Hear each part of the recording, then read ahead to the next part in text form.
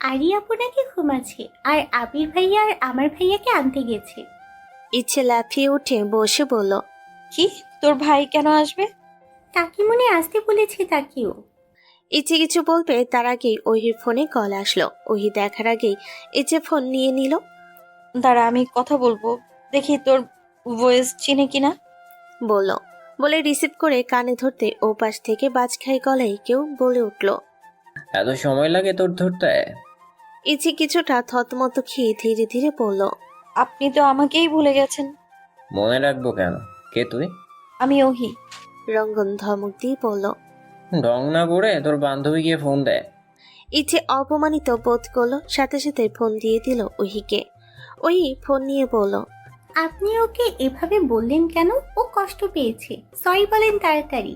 রঙ্গন কাউকে সরি বলে না। ওই কিছু একটা ভেবে একটু দূরে গিয়ে ফিস ফিস করে বলল, ও আপনার দলের লোক? এ সেটাও বকটে? আরে না। আপনার দলের লোক বলতে সেও ভাইকে পছন্দ করে না। রঙ্গন তৎক্ষণাৎ বলল। ঠিক আছে, ওকে ফোন দেয়। ইচ্ছে নিতে চাইল না, ওই ধরিয়ে দিল। রঙ্গন তাকে বলল, তুই নাকি অনুভব মির্জাকে পছন্দ করিস না? ইচ্ছে ভুরু কুচকে ওহির দিকে তাকিয়ে বলল। কেন? রঙ্গন হেসে বলল, আমিও পছন্দ করি না। আসলেই? কিন্তু কেন? সে আছে একটা কারণে। ও। দলের শত্রুর বন্ধু। আরে না, শত্রু শত্রু ভাই বোন। রঙ্গন জোরে হাসলো। তার মনে চলছে অন্য কিছু, তবে মুখে বলল অন্য কিছু। ঠিক আছে, আহিকে ফোন দেয়। ওহি ফোন ধরে হ্যালো বলতেই রঙ্গন বলল, কিরে, ভুলে টুলে গেছিস নাকি? না। ওহির ছোট্ট জবাব। ভুলে গেলেও সমস্যা নেই, মনে করিয়ে দেওয়ার জন্য তো আমি আছি। আপনি আসলে কি চান? আপাতত গান শোনাতে। কি? গান শুনবে? ওই ইচ্ছের দিকে তাকিয়ে জিজ্ঞেস করলো। দুজন পাশাপাশি ছিল। ইচ্ছে সম্মতি জানাতেই ফুল সাউন্ড দিয়ে দিল।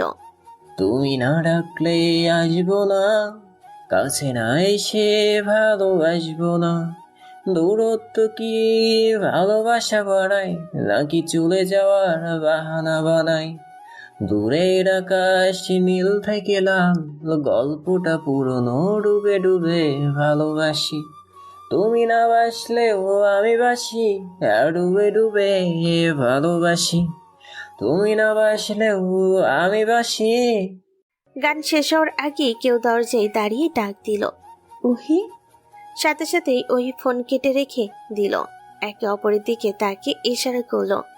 আরিয়া ভেতরে আসতে আসতে বলল, কিরে, দুটো ফোন নিয়ে কি করছিস? বাহিরে ভাইয়ারা চলে আসলো, অথচ তোদের ফ্রেশ হওয়া হলো না? ইচ্ছে হাসার চেষ্টা করে বলল, আসলে আপু, আমরা ফোনে একটু গান শুনছিলাম। ও, বাইরে চল, মা ডাকছে তোদের। আচ্ছা। আরিয়া বেরিয়ে যেতে যেতেই আবার ঘুরে আসলো। ইচ্ছে আর ওহিকে নিয়ে বিছানায় বসে বলল, একটা মজা করবি? কার সাথে? আবির ভেতরে ঢুকতে ঢুকতে বলল। অনুভব ভাইয়ের সাথে ফ্ল্যাটিং করবে? ইচ্ছে বড় বড় করে তাকিয়ে বলল, না না, কুমিরের ডেরায় থেকে তার সাথে টক্কর দেওয়া যাবে না। আরিয়া সে কথাই দ্বিমত জানিয়ে বলল। আরে ধুর, টের পাবে না। ওহিও বলল। ইচ্ছে রাজি হয়ে যা। ইচ্ছে কিছু সময় ভেবে বলল। কিন্তু করবোটা কি? আবির দাঁত গেলিয়ে বলল, কে ইচ্ছে পেয়েছে? ভবিষ্যৎ প্ল্যান কে? ওকে ফোন দিন। আবির একটা নতুন সিম ফোন তুলে দিল ইচ্ছেকে, আর দরজার সামনে গিয়ে উকি দিয়ে দেখলো অনুভব কি করছে। অনুভব পায়ের উপর পা তুলে সোফায় বসে খবরে কাগজ পড়ছে। অন্যদিকে তার কোনো খেয়াল নেই। ইচ্ছে কল দিতে দিতে বলল। যদি ভয়েস চিনে যায়? আরিয়া বলল। আরে যাবে না, একটু টেনে টেনে কথা বলবি। প্রথমবার কল হলো, অনুভব ধরল না। দ্বিতীয়বার রিং হতেই রিসিভ করে সালাম দিল। আসসালামু আলাইকুম, কে বলছেন? ওয়ালাইকুম আসসালাম। একটু বিপদে পড়ে কল দিয়েছি। জি বলুন, কিভাবে সাহায্য করতে পারি? একটা রাস্তা চিনিয়ে দিতে পারবেন? কোথাকার রাস্তা? আপনার মনে যাওয়ার রাস্তা। দুঃখিত, সে জায়গা অন্য কোনো অবস্থান। সবাই বড় বড় করে তাকালো। ইচ্ছে বলল। সমস্যা নেই, তাকে মনে রাখবেন আর আমায় কিডনিতে। অনুভবের মেজাজ বিগড়ে গেল। ফোনটা সামনে ধরে বোঝার চেষ্টা করলো। গম্ভীর কণ্ঠে বলল। আপনি জানেন আমি কে? গরু খায় ঘাস, আপনি আমার ক্রাশ। ইচ্ছের কথা শুনে হাসতে হাসতে সবাই নিচে বসে পড়ল। ইচ্ছে হাত দিয়ে ইশারা করে চুপ থাকতে বলল। অনুভবের ভয়েসটা একটু চেনা চেনা লাগলো, তাই ফোনটা না কেটে বলল। আপনি কে? আপনার ভবিষ্যৎ বউ, আমি কে? আমার ভবিষ্যৎ জামাই। অনুভব এবার শিওর হয়ে গেল এটা ইচ্ছে, তবে দেখতে চাইলো আর কি কি বলতে পারে, তাই কপট রাগ দেখিয়ে বলল। এই মেয়ে, এক থাপ্পড় দিয়ে আদব কাতে শিখিয়ে দেব। ইচ্ছে কিছুটা ভরকে গেল, তবে বাকি সবাই চালিয়ে যেতে বলল, তাই বলল। আপনি না নেতা, আপনার দায়িত্ব জনগণের সেবা করা, কিন্তু আপনি কি করছেন? একটা নিষ্পাপ মেয়েকে হুমকি ধামকি দিচ্ছেন। ছ্যা। বলে মুখ চেপে ধরে হাসলো ইচ্ছে। অনুভব তাতে দাঁত চেপে বলল। তাহলে আমার এখন কি করা উচিত? আপনার মনের রাস্তাটা একটু বলে দিন না। অনুভব মুচকি হেসে বলল। শোনো মেয়ে, আমার মনের রাস্তা বেশি দূর নয়, 1 মিনিটের সবে। সোজা রুম থেকে বেরিয়ে এসো, আমি অপেক্ষায় আছি। ইচ্ছে হতভম্ব হয়ে ফোন কেটে দিয়ে বিছানায় গিয়ে উঠে বসলো। সবাই ভয়ে একে অপরের দিকে তাকিয়ে শুকনো ঢোক গিলে নিল। ইচ্ছে দাঁত দিয়ে নখ কামড়াতে কামড়াতে বলল। আমি কিছুতেই বাইরে যাচ্ছি না। এই লোক দুনিয়ার বদ, আমাকে কাঁচা চিবিয়ে খেয়ে ফেলবে। ওই নাক টেনে চশমা টেনে সোজা করে পড়তে পড়তে বলল। কাঁচা কি খাওয়া যায় নাকি? আমি না হয় ভাইয়াকে একটু ভেজে দিব। ইচ্ছে দাঁত কিরমিরিয়ে বলল। দিন আমারও আসবে।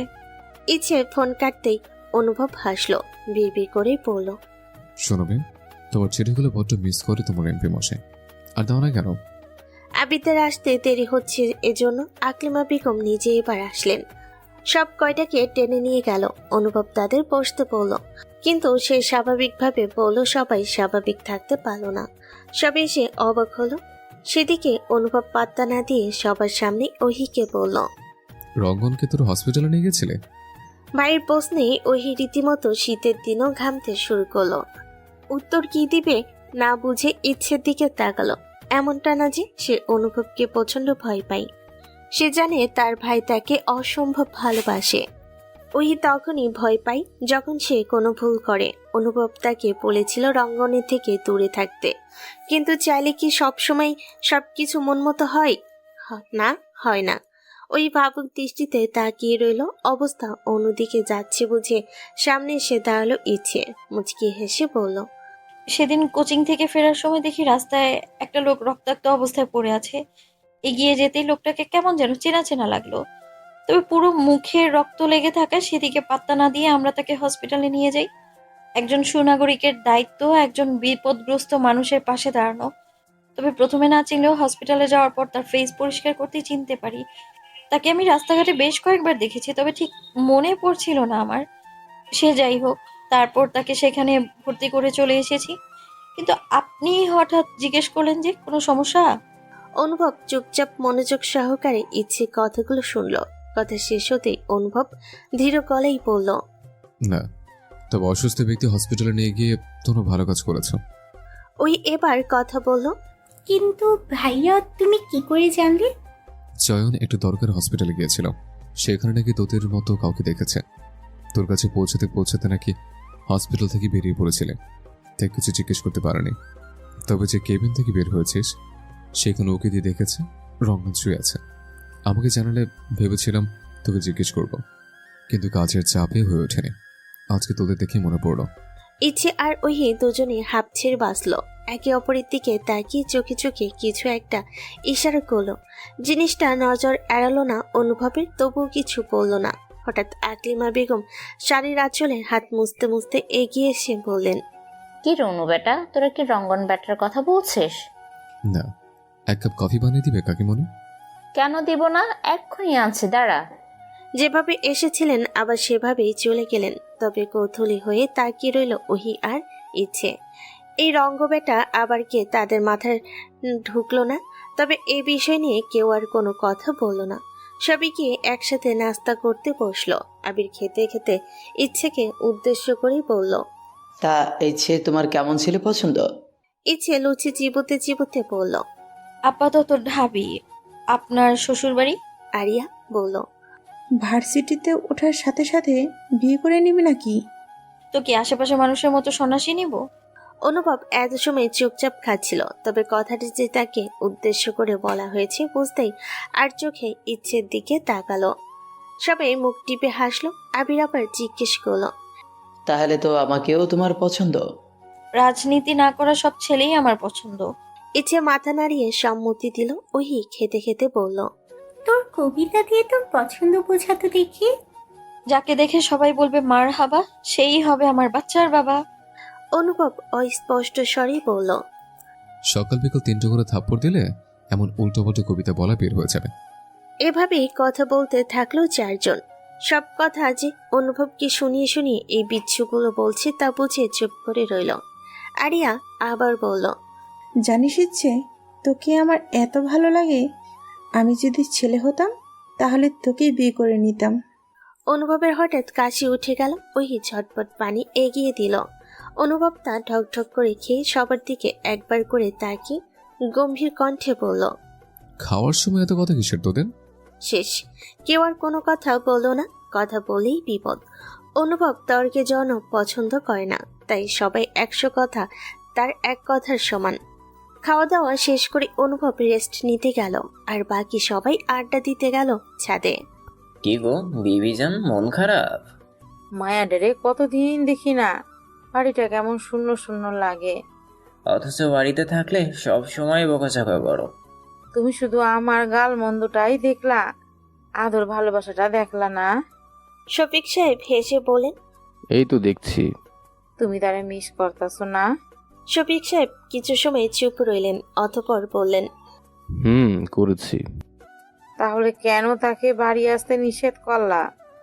তুমি তো জানো ইচ্ছে বসে উঠতে পারে না, 3 দিনের ছুটি পেয়েছে, কিন্তু আসতে গিয়েই যদি অসুস্থ হয়ে পড়ে তাই নিষেধ করেছি। আর সকালে কথা হলো তো তোমার সাথে ওহির চাচা বাসায় যাবে। তারা বহুত ভালো মানুষ, আমাদের নাতনিটার অযত্ন করবে না। মায়াটারে সুপাত্রে দিতে পারলে আমি মরেও শান্তি পেতাম গো। শফিক সাহেব মুচকি হেসে বললেন, কেন, পাত্র তো রেডি আছে। ইসে কি রাজি হবে? আমি বললে অবশ্যই হবে। কথাখানা বলে একে অপরের দিকে তাকিয়ে দুজনেই হাসলেন। হঠাৎ আনোয়ারা বেগম কিছু মনে হতে থমথমে গলায় বললেন, কিন্তু ইচ্ছের বা। চুপ, একটা শব্দ উচ্চারণ করবে না। আনোয়ারা বেগম থেমে গেলেন, স্বামীর দিকে তাকিয়ে দীর্ঘশ্বাস ফেলেন। স্ত্রীর মনোভাব বুঝে শফিক সাহেব বললেন, বিবিজান, ইদানিং তুমি কিন্তু আমার সময় দিচ্ছ না। তয় কারে সময় দিতাছি গাওয়ালে রে? জানো বিবিজান, তোমার অর্ধেক শুদ্ধ আর অর্ধেক অশুদ্ধ ভাষা শুনলেও আমি প্রেমে পড়ে যাই। আহা মরণ, বুড়ো বয়সে ভীমরতি। এটাই তো আফসোস, আমি বুড়ো হচ্ছি আর তুমি দিন দিন সুন্দর হয়ে যাচ্ছ। আনোয়ারা বেগম লজ্জা পেলেন কিঞ্চিত, মাথা নত করে বললেন, রঙের কথা বলবে না তো, এই বয়সে এসে প্রেম করার শখ জাগছে। আহা বিবিজান, একটা গান শুনে নাই? ওই যে বলে, প্রেমে মরা জলে ডুবে না। ইচ্ছের মাঝরাতে হঠাৎ প্রচন্ড ক্ষুধা পেল। শোয়া থেকে উঠে বসলো। ওই ঘুমাচ্ছে। কয়েকবার ডাক দিল, তবু উঠল না। এত রাতে রান্নাঘরে গিয়ে কি কিছু খাওয়া ঠিক হবে? যদি কেউ কিছু মনে করে? না না, মনে করবে না, অল্প একটুই তো খাবে। ইচ্ছে রুম থেকে বেরিয়ে রান্নাঘরের দিকে চলে গেল। খাওয়ার মতো কিছু খুঁজতে লাগলো, তবে বাহিরে তেমন কিছু নেই। হয়তো ফ্রিজে তুলে রেখেছে, কিন্তু এখন তো সেগুলো গরম না করে খাওয়া যাবে না। আবার গরম করে যে খাবে সে ইচ্ছেটুকু করছে না। কি এক জ্বালাই পড়লো। হঠাৎ চোখ গেল বিস্কিট আর চানাচুরের ডিব্বার দিকে। সেটাই হাতে নিয়ে খেতে লাগলো। কথাই বলে না, নাই মামার থেকে কানা মামা ভালো। যা আছে তাই খেয়ে আপাতত পেট ঠান্ডা করুক। এত রাতে তুমি এখানে কি করছো? ইচ্ছে হঠাৎ অনুভবের গলার আওয়াজ শুনে বিস্কিটটা গলায় আটকে কাশি উঠে গেল। হঠাৎ তার সামনে কেউ পানি গ্লাস ধরতেই নিয়ে ঢকঢক করে খেয়ে ফেলল। অতঃপর বলল, ধন্যবাদ। ক্ষুধা লেগেছে? ইচ্ছে মাথা নাড়িয়ে বলল, লেগেছিল, এখন আর নেই। খাবার গরম করে খেতে। ধুর, অত খাটনি কে করবে? অনুভব ভুল কুচকে বলল, সন্ধ্যায় না বললে যত তাড়াতাড়ি সম্ভব বিয়ে করবে। তো জামাই যদি রাত দুপুরে রান্না করতে বলে তখন কি করবে? তাহলে শুধু মাঝরাতেই খেতে দিব, সারাদিন আর কপালে ভাত জুটবে না। অনুভব বড় বড় করে তাকালো। কি সাংঘাতিক মেয়ে রে বাবা। ইচ্ছে কিছু একটা ভেবে বলল। আচ্ছা, আপনি কেন এসেছেন? আমি কেন এসেছি না জানলে চলবে। এখন গিয়ে ঘুমিয়ে পড়ো। ইচ্ছে যাওয়ার জন্য পা বাড়িয়ে আবার থেমে গেল। কিছু একটা বলার উদ্দেশ্যে পিছু ঘুরে চাইল। ওই হঠাৎ ঘুম ভেঙে পাশে ইচ্ছেকে না পেয়ে অবাক হয়ে গেল। ভাবলো হয়তো ওয়াশরুমে গিয়েছে, তাই সময় দেখার জন্য হাতে মোবাইল নিল। কিন্তু সময় দেখার আগেই তার চোখ আটকালো একটা মেসেজ নোটিফিকেশন দেখে। সেখানে চাপ দিতেই ভেতরে ঢুকলো রঙ্গনের মেসেজ। সে তো কোনোদিন মেসেজ দেয় না, আজ হঠাৎ কি মনে করে দিল। আপাতত গত ভাবনা রেখে পড়তে শুরু করলো। ঘুম তো আমি তোর কেড়ে নিতে চেয়েছিলাম, কিন্তু উল্টে তুই আমার ঘুম কেড়ে নিশ্চিন্তে ঘুমাচ্ছিস। বড় অন্যায় করে ফেললি। মায়ের আশেপাশে থাকলে তো আমি ভুলেই যাস। ফোন দিলেও ধরিস না, খবরদার এমন করবে না। নাহলে আমার যদি একবার রাগ ওঠে, তোর ভাইয়ের সামনে দিয়ে তোকে তুলে নিয়ে আসবো। ভয় নেই, বিয়ে করে ঘরে তুলবো। মনে রাখবি, আমি কিন্তু ভালো মানুষ না। ওই হতভম্ব হয়ে রইল, বিবি করেই বলল। শুধু কি হুমকি দিল, নাকি সত্যি সত্যি এমন করতে পারে? ইশতিয়াক পাঠান রোদে বসে পায়ের উপর পা তুলে চা খাচ্ছেন। অন্যদিকে তার এখন কোনো খেয়াল নেই। হঠাৎ এক লোক গলা খাকারি দিয়ে বলল, স্যার আসবো? ইশতিয়াক পাঠান চায়ের কাপ পাশে রেখে বলল, আয়, কিছু বলবি? জি স্যার। বল। স্যার, রঙ্গন বাবা সেদিন অ্যাক্সিডেন্ট করেছিল। তাকে অনুভব মির্জার বোন হসপিটালে নিয়ে গিয়েছে। সে তার বন্ধুদের জানালেও আপনাকে জানায়নি। ইশতিয়াক পাঠানের ভাবভঙ্গি তবু স্বাভাবিক রইল। আর কিছু জানিস সে কোথায় এখন? ঢাকায় আছে। ঠিক আছে, যা, সব খবরাখবর ঠিক মতন দিবি। লোকটা চলে যেতেই ইশতিয়াক পাঠান চায়ের কাপটা আবার হাতে নিলেন। মুখে নিতেই দেখলেন ঠান্ডা হয়ে গেছে। রেখে দিয়ে আরেক কাপ চা চাইলেন। অতঃপর কিছু মাথায় আসতেই চিন্তামগ্ন হলেন। হঠাৎ বাড়ির মধ্যে থেকে কেউ চেঁচিয়ে বলে উঠল, বাবা। বল, শুনতে পাচ্ছি। আপনার মাতা আপনাকে স্মরণ করিয়েছেন, জলদি গিয়ে শুনে আসুন। ইশতিয়াক পাঠান থমথমে মুখে উঠে দাঁড়ালেন। বিবি করে আফসোস নিয়ে বললেন, সন্তানগুলো একটাও মানুষ হলো না। অনুভব ফাইল থেকে মাথা তুলে চয়নকে দেখে ইশারা করে ভেতরে আসতে বলল। অতঃপর আবার ফাইল মনোযোগ সহকারে দেখতে লাগলো। যেদিকে দেখবে না সেদিকেই গরমিল। কাকে রেখে কাকে বিশ্বাস করবে মাথায় আসে না। পলিটিক্যাল কাজের চাপে পারিবারিক অফিসে সেভাবে আসতে পারে না। তবে না, এখন থেকে সময় বের করে আসতে হবে, নইলে তার বাবা দেশে ফিরে সবার আগে তার কাছে কৈফিয়ত চাইবে। সেটা নিয়ে টেনশন নেই বলেই চলে, কিন্তু বাবা চাচা এত কষ্টের অফিস, তা দেখে রাখা তার দায়িত্ব। চয়ন অনেক সময় ধরে হাঁসফাঁস করে গলা ছেড়ে বলল, ভাই। বলো, শুনছি। রঙ্গনের নাম্বার জোগাড় করতে বলেছিলেন, নিয়ে এসেছি। অনুভব হাত বাড়িয়ে বলল, ঠিক আছে, দে। চয়ন তার হাতে একটা কাগজ ধরিয়ে দিল। অনুভব তা হাতে নিয়ে বলল, অফিসের স্টাফদের একটু খোঁজখবর নিয়ে আয় তো, সবাই ঠিকঠাক মতো কাজ করছে নাকি। আচ্ছা। চয়ন চলে যেতেই অনুভব হাতে থাকা কাগজে চোখ বোলালো। নাম্বার তো চেঞ্জ করেনি, আগেরটাই রয়েছে। দীর্ঘশ্বাস ফেলে কণ্ঠে গম্ভীরতার ভাব নিয়ে কল দিল। রঙ্গন প্রথমবারই রিসিভ করে বলল, হ্যাঁ, তো বড় সৌভাগ্য আমার। নামি দামি মানুষ আমায় কল করেছে। তা কি মনে করে এমপি অনুভব মির্জা আমাকে স্মরণ করলো? অনুভব থমথমে গলায় জবাব দিল, বলার জন্য তো কল দিয়েছে। তাড়াতাড়ি বল, আমার হাতে বেশি সময় নেই। কি এমন করিস যে তোর হাতে সময় নেই? অনেক কাজ। একটা বল শুনে। তোর বোনের সাথে লাইন মারা। অনুভব রাগী গলায় বলল, তুই আমার বোনের পিছু করা ছেড়ে দে। তোর কথাই কেন ছাড়বো? আমি বড় অভিভাবক, বড় ভাই, ভুলে যাস না। আমার পিছনে লোক লাগিয়েছিলে, তাই না? যা জিজ্ঞেস করছি তার উত্তর দে। তোর কথাই আমি পিছু ছাড়বো না, তা ভালো করেই জানিস। তবে তোর বোন বললে ভেবে দেখতে পারি। রঙ্গন এক রোখা জবাব শুনে অনুভব বিরক্ত হলো। তবে কিছু সময় ভেবে বলল, তুই যদি আগে রঙ্গন হতি, আমি নিজে আমার বোনকে ধুমধাম করে তুলে দিতাম, কিন্তু এই বকেটে রঙ্গনের হাতে আমি জীবনও তুলে দেব না। রঙ্গন হেসে উঠে বলল, আমি একবারও তোকে বলেছি তুলে দিতে। তুই কি চাইছিস? তোর বোনকে। দেখ, আমাদের মধ্যকার ঝামেলায় আমার বোনটাকে টানিস না। ও নরম মনের মানুষ, তোর ধোঁকা সে সহ্য করতে পারবে না। রঙ্গন এবার সিরিয়াস হলো, শীতল কণ্ঠে বলল, তোকে কে বলেছে আমি তাকে ধোকা দিব? তুই আমার বোনকে ভালোবাসিস? না। তাহলে কেন তাকে বিয়ে করতে চাস? জবাব দে। আমার ইচ্ছে।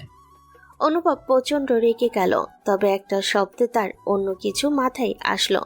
হঠাৎ হেসে উঠল, হাসতে হাসতেই বলল, তুই আমার বোনের পিছু ছাড়লে তোকে একটা সত্যি কথা বলবো। রঙ্গন স্বাভাবিকভাবেই বলল, কোন সত্য? যে সত্য কেউ জানে না। হেয়ালি আমি একদম পছন্দ করি না অনুভব। যা বলবি সোজাসুজি বল। এত বছরে কি তুই তোর বোনের খোঁজ পেয়েছিস? রঙ্গন চমকে উঠল, তবু নিজেকে শান্ত রাখার চেষ্টা করে বলল, না, হঠাৎ এই কথা? তুই যদি ওহির সাথে যোগাযোগ বন্ধ করিস তবে আমি তার সন্তান তোকে দিব। রঙ্গন নড়ে চড়ে বসল, উত্তেজিত কণ্ঠে বলল, কোথায় আছে সে? আগে বল, আমার বোনের সাথে যোগাযোগ করবি না? ঠিক আছে, যোগাযোগ করব না। অনুভব হাসল। এটা সে করতে চায়নি, তবু বোনের ভালোর জন্য করতে হলো। এই কথা যে রঙ্গন পাবলিক করবে না এটা সে জানে। রক্তের একটা টান আছে না। কি হলো, মরে টরে গেলি? বলছিস না কেন? দাঁড়া দাঁড়া, এত উত্তেজিত হচ্ছিস কেন? মেজাজ গরম না করে বল। ইচ্ছে। তোর বোনের শোয়ে? সে তোর নিজের বোন। রঙ্গন হতভম্ব হয়ে গেল। স্বাভাবিক হতে বেশ কিছু সময় লাগলো, গলা কাঁপছে তার। তুই সত্যি বলছিস? মিথ্যা কবে বলেছে? রঙ্গন বেশ কয়েকবার নামটা উচ্চারণ করতে তার মুখে হাসি ফুটল। কেউ একজন আপন বলতে আছে, তার এটাই বিড়বিড় করলো। অনুভব তার মনোভাব বুঝে নিজেও হাসলো। এই কথাটা মাস্টার মশাই তাকে বলেছিলেন। গলা খাকারি দিয়ে বলল, যাই হোক, আজকে থেকে তুই আর আমার বোনের সাথে যোগাযোগ করবি না, মাথায় থাকবে? রঙ্গন এতে এবার স্বাভাবিক হয়ে মুচকি হেসে বলল, করব না, তবে সেই নিজ থেকে যোগাযোগ করলে আমি তাকে বাধা দিতে পারবো না। এটা কিন্তু কথা ছিল না। রঙ্গন হেসে বলল, একটু আগেই না নিজেই বললি আগের রঙ্গন আর এই রঙ্গন এক নয়, তাহলে আবার আগের মতো কেন আশা করছিস? শোন, আগের রঙ্গন কথা দিয়ে কথা রাখতো, আর এখনকার রঙ্গন কথা দিয়ে কথা রাখে না, বুঝেছিস? শালা, তোকে আমি দেখে নেব। ও স্নেহা সাহেব, আমি শালার থেকে দুলাভাই বেশি কমফোর্টেবল ফিল করি। ওর দোলাভাই হওয়ার আশা তুই ছেড়ে দে, তবে তোর দোলাভাই হতে আমার কিন্তু বেশি সময় লাগবে না। রঙ্গন রাগলো না, বরং হাসলো। আমার বোনকে কি তোদের মতো পেয়েছিস? ভুলে যাবি না, সে রঙ্গন পাঠানের বোন। এত সহজে তার মন জয় করতে তুই পারবি না, তোকে তেলে ভেজে ছেড়ে দিবে। আর যদি তোর বোন নিচে আমার হতে চায়? রঙ্গন আবারও হাসলো, একটা সিগারেট ধরাতে ধরতে বলল, ছেলে হিসাবে তুই খারাপ নয়, চরিত্র ঠিক আছে, তবে তোর রাজনীতির জন্য সে মানবে না। অনুভব রাগে গজগজ করতে করতে ফোন কেটে দিল। লাভের লাভ কিছুই হলো না। দুই ভাই বোনের রাজনীতি নিয়ে এত কি সমস্যা তার মাথায় ঢুকে না। দুজনকে একসাথে দুটো কই চারটে থাপ্পড় দিতে পারলে বড্ড শান্তি লাগতো। রঙ্গন বেশ কিছু সময় নিয়ে রয়ে সই ওহিকে কল দিল। 3 বার রিং হওয়ার পর ধরল। হ্যালো। এত সময় লাগে? বুঝছিলাম, খেয়াল করি নাই। রঙ্গন গম্ভীর কণ্ঠে বলল, ওসব পরপুরুষের লেখা বই না পড়ে আমার মন পড়ার চেষ্টা কর, ভবিষ্যতে কাজে লাগবে। ওহি থতমত খেয়ে গেল, আমতা আমতা করে বলল, মানে? রঙ্গন এবার ওহিকে জ্বালাতন করতে বলল, বড্ড টেনশনে আছি রে। কেন, কি হয়েছে? না থাক। না বলুন, আমি শুনতে চাই। আমি প্রতিদিন একটা স্বপ্ন দেখি। কি স্বপ্ন? ভোরের নাকি? কিছু অসহায় জনতা আমার কাছে সাহায্য চাচ্ছে। কি সাহায্য? ভোরের স্বপ্ন তো সত্যি হয়। সে অসহায় জনতা কারা জানিস? না, আপনি বললে তো জানবো। আর বাচ্চা কাচ্চা। ওই ভ্যাপাচাকা খেয়ে বলল, কি চাটা বলছেন? রঙ্গন আফসোসের স্বরে বলল, রে সত্যি, আর বাচ্চা কাচ্চারা তারা মাকে দেখতে যাচ্ছে। ওই কিছুটা বিব্রত হলো, লজ্জাও পেল, কি বলবে না বুঝে বলল, রাখছি, অনেক পড়া বাকি। না, ইচ্ছে কে দেয়? কেন? আগে দে। ইচ্ছে কানে হাত দিয়ে পড়ছিল। ওই প্রথমে কয়েকটা ডাক দিলে শুনল না, অবশেষে উঠে তাকে গিয়ে একটা গুঁতো মেরে বলল, তোর সাথে কথা বলবে। কি কথা? জানি না। ও, সাউন্ড বাড়া, আমি শুনছি। আচ্ছা। ইচ্ছে। ভাইয়া কেমন আছেন? রঙ্গন ফোনের দিকে চেয়ে রইল। আজকে বড্ড মায়া কাজ করছে মেয়েটার ওপর, তবুও বুঝতে দিল না। এই তো আছি, তুই? আলহামদুলিল্লাহ, আমরাও ভালো আছি। আপনি কিছু বলবেন? অনুভব মির্জা তোকে বিরক্ত করে? ইচ্ছে বড় বড় করে ওই দিকে তাকিয়ে বলল, না তো। বরং আমিই তাকে বিরক্ত করি। আচ্ছা, ও যদি তোকে কিছু বলে আমায় বলবে। কিন্তু কেন? দাঁড়া, কথা শেষ করতে দে বলে আবারও বলল। শোন, তোকে ওই লোক যদি ভয়টয় দেখায় বা কিছু বলে, তাহলে সোজা আমাকে বলবে। আমরা দুজন মিলে ওটাকে মেরে বস্তায় ভরে নদীতে ফেলে দিই। দারুণ আইডিয়া তো। ওকে, ডান। ওই হতভম্ব হয়ে চশমার উপর দিয়ে তাকালো, অতঃপর বিড়বিড় করে বলল, কত বড় বিয়াদব! দুটো আমার সামনে আমার ভাইকে মেরে বস্তায় ভরা বুদ্ধি করছে, ভাবা যায়? ওই এর বিড়বিড়ানি শুনে ইচ্ছে ফোন কানে রেখে বলল, কি রে, তুই কি আমাদের গালি দিচ্ছিস? না। রঙ্গন ওহির মনোভাব বুঝে ইচ্ছেকে বলল তাকে ফোনটা দিয়ে দিতে।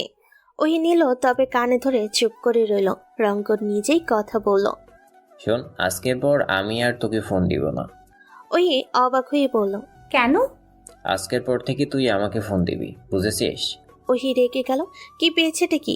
যা বলবে তাই করতে হবে? করবে না সে, রেগে বলল, পারবো না, আপনি দিলেই কথা বলবো, নইলে বলবো না। বলে ফোন কেটে দিয়ে থম মেরে বসে রইল। ইচ্ছে কয়েকবার ডাকলো, উত্তর করলো না। ইচ্ছে হতাশ হয়ে একটু ফোন টিপতে বসলো। হঠাৎ অনুভবের আইডি তার সামনে আসলো, সাথে সাথে রিকোয়েস্ট পাঠালো। বড্ড বোরিং লাগছে, এই ব্যাটারে চালাইতে পারলে ভালো লাগবে। অনুভব নিজেও অনলাইনে ছিল, নোটিফিকেশন আসতেই সিন করলো। কেউ রিকোয়েস্ট দিয়েছে, জান্নাতুল তাজরিন ইচ্ছে। আইডির নাম দেখে বুঝে ফেলো এটা কে। অ্যাকসেপ্ট করে নিল। অনুভব কনফার্ম করতে ইচ্ছের সাথে সাথে মেসেজে লিখলো, কি এমপি মশাই, কি করছেন? অনুভব রিপ্লাই করবে কি করবে না ভাবতে ভাবতে করেই ফেললো। লিখলো, অফিসে এসছে, কাজ করছে। ও, একটা কথা বলতে পারি? তুমি আমার বলার আগে অনুমতি কবে থেকে নেওয়া শুরু করলে? থুর, সোজা কথার কোনো সোজা উত্তর দিন না। বলো।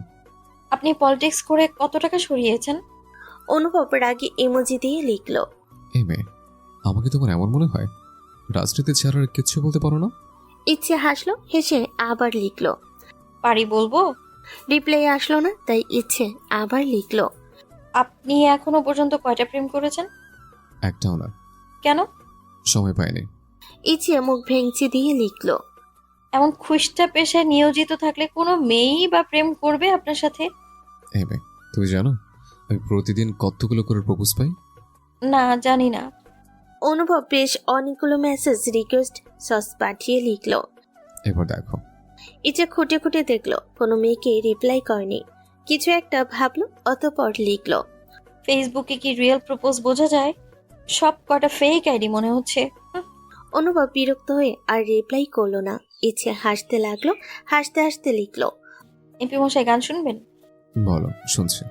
তোমার আব্বাকে বলো তোমার বিয়ের বয়স যে হলো, তোমার আম্মাকে বলো তোমার বিয়ের বয়স যে হলো। ট্যাং ট্যাটাং টাটাং টিং।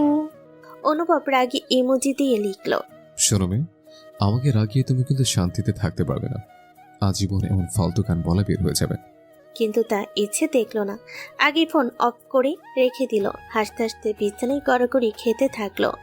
এখন ভালো লাগছে, গুনগুনিয়ে উঠলো। আহা, কি আনন্দ আকাশে বাতাসে। আজকে ওহিদের ঢাবি পরীক্ষা ছিল। মোটামুটি দুজনেরই ভালো হয়েছে, কালকে বাড়ি ফিরবে। খুশিতে লাফিয়ে লাফিয়ে হাঁটছে ইচ্ছে। ওহি বারবার তাকে না করছে। ইচ্ছে পড়ে যাবে কিন্তু। কিন্তু কে শোনে কার কথা। একটা উষ্টা খেয়ে আবার ভদ্র মেয়ের মতো হাঁটতে লাগলো। আজকে অনুভবতে আসার কথা ছিল, কিন্তু আসতে পায়নি, তাই আবির আর আরিয়া এসেছিল তাদের নিতে। দুজনকে বের হয়ে আসতে দেখে আবির এসে জিজ্ঞেস করলো, কিরে, পরীক্ষা কেমন হলো? দুজনেই একসাথে বলল। আরিয়া বলল, চল, তোদের আজকে আমি ট্রিট দেব। কি খাবি বল? আবারও দুজনেই একসাথে বলল। খাওয়া দাওয়া শেষ করে দুজনেই হোস্টেলে ফিরে গেল। বাড়িতে ফোন করে কথা বলল। অতঃপর ফ্রেশ হয়ে এসে শুয়ে পড়ল। ঘুম ভাঙতে ভাঙতে সন্ধ্যা লেগে গেল। ইচ্ছে বলল, চল ছাদ থেকে ঘুরে আসি। পাগল হয়েছি? সেদিন শুনলি না হোস্টেলের খালা কি বললো? ছাদে থেকে একটা মেয়ে লাফ দিয়েছিল, আর তখন থেকে রাতে কারোর ছাদে পায়রাও ছুড়া যায়। তারপর থেকে কেউ আর রাতে ছাদে যায় না। ইচ্ছে সেদিকে পাত্তা না দিয়ে বলল, আরে এমন একটু একটু সমস্যা সব জায়গাতেই থাকে, চল তো। না, যাবো না, আর তুইও যাবি না। ইচ্ছে মুখ গোমড়া করে বসে রইল। তার এখন আর ভালো লাগছে না, ছুটে পাশে চলে যেতে ইচ্ছে করছে। ওই তা দেখে বলল, ইচ্ছে, কাল তো চলে যাব, ভাইয়ের জন্য একটা চিঠি লিখবি?